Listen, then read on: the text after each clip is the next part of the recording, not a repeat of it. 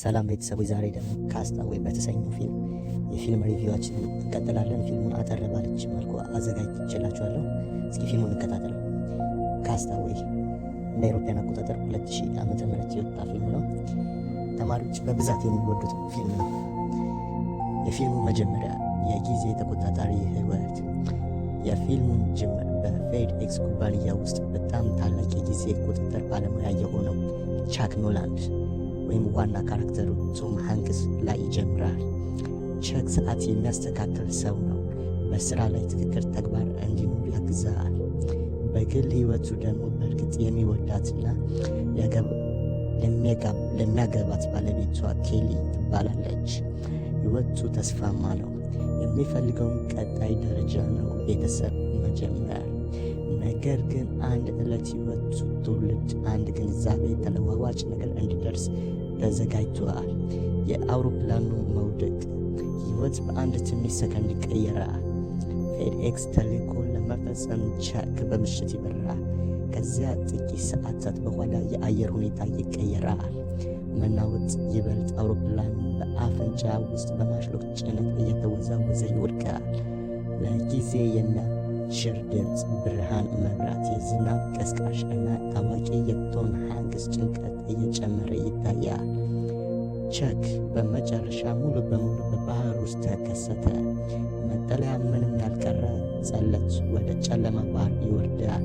ይህ ክስተት በፊልሙ ሙሉ ውስጥ ጉዞ መነሻ ነው። ዛሬም ቻክ ከሰው ሁሉ ብቻ ተረፈ። ህይወት የተለወጠው ቀን ይህ ነው። በባህር ላይ መታመን፣ ወደ ደሴት መድረስ። የተደናገጠ የባህር ሜዳ ውስጥ ቻክ ይነሳል። በጭንቅ ሰዓት ከምስኪኑ ዕለት ይጋለባል። በጣም ደካማ ሆኖ ወደ ጨለማ ደሴት ይደርሳል። ሰው የለውም፣ እርዳታም የለውም። የደህንነት መስቀለኛ በአንድ ቦታ የለ።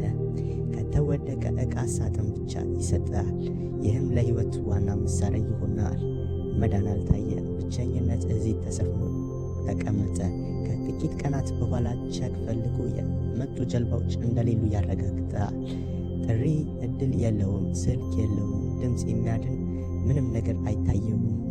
ብቸኛ መቆየት የሚያሳዝነው ነገር ነው እና በዚህ ሁኔታ ሰው ራሱ ለማዳን ብቻውን የሚያደርገው ሁሉ ነገር ይማራል። የዊልሰን መወለድ ብቸኝነትን የሚላቀቅበት የነፍስ ጓደኛ።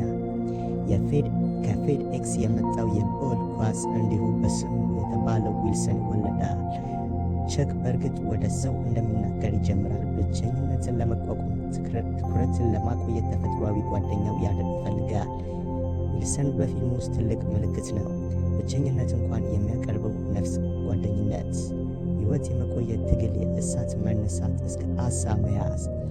በሰው እጅ ያልተሳካ ደሴት ላይ እሳት መነሳት፣ አሳ መያዝ፣ ውሃ በስትክክል መቅዘፍ፣ ቤት መገንባት፣ ህመምን መቋቋም። ሁሉን ይማራል። ብቸኛ ሰው በተፈጥሮ ሁሉን ይማራል የሚለው እውነት በፊልሙ በግልጽ ይታያል።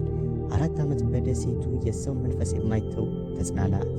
4 ዓመት! ይህን ቁጥር ብትሰሙ የትኛውም ሰው ይገረማል። ቻክ በደሴቱ ያለ 4 ዓመት ሰው እንደሚማር ትኩረትና ችሎታ በማይተው እንዲገልጽ ታውቃለህ። የመደረብ ጀልባ መገንባት ይወስዳል። በባህር ሰራዊት ቤት እንደ ሰራተኛ ያደረገው ትክክለኛ ትግል ሁሉ በፊልሙ ይታያል። ትኩረት፣ ቆንጆ ሁኔታዎች፣ የመዳን ትምህርት ሁሉ ይገለጣል። ጀልባውን ያዘጋጃል። ዊልሰን ጋር በመውጣት ቻክ በረዳት ጭነት ባህር ላይ ይወጣል። በጀልባው ላይ ከዊልሰን ጋር ለህይወት ትግል ይጀምራል። ታላቅ ነፋሶች፣ ፀሐይ፣ መረጋጋት፣ ባህር ተቆጣጣሪ የሆኑ ሁሉ ትግል አያቆምም። በመካከለኛ ጊዜ ዊልሰን ከጀልባው ይለቀቃል። ቻክ ይጮኻል፣ እንደ ጉድ ይጮኻል። የዊልሰን ርቆ መሄድ ሁኔታው ይህን ያሳያል። መዳን፣ ህይወት ዳግም ይጀምራል። በረድኤት አንድ ጀልባ መርከብ ይገናኛል። ቻክ ይድናል። ወደ አሜሪካ በመመለሱ የፊልሙ ስሜት በሙሉ ይቀየራል። እነዚህ ቀናት ሁሉ ኬሊ ተጠብቀው ነበር የሚመስለው። ነገር ግን እርሱ እንግዳ ባል ያላት ሰው ሆና ቤተሰብ ምስረታ አገኛል። ቻክ ይከፋል። ነገር ግን እውነተኛ የህይወት መጨረሻ አንድ ነው። ትምህርቱ ትኩረትን የሚጠይቅ ህይወት። ፊልሙ የሚጠናቀቀው ትልቅ ትምህርት ይዞ ነው። በብቸኝነት እንኳ የሰው መንፈስ አይታወቅም። በመጽናት ጽናት የህይወት ቁልፍ ነው። ሰው በሁሉም ሁኔታ መማር ይችላል። ተስፋ ተወዳዳሪ ነው። ቁልፍ የህይወት መንገድ ነው።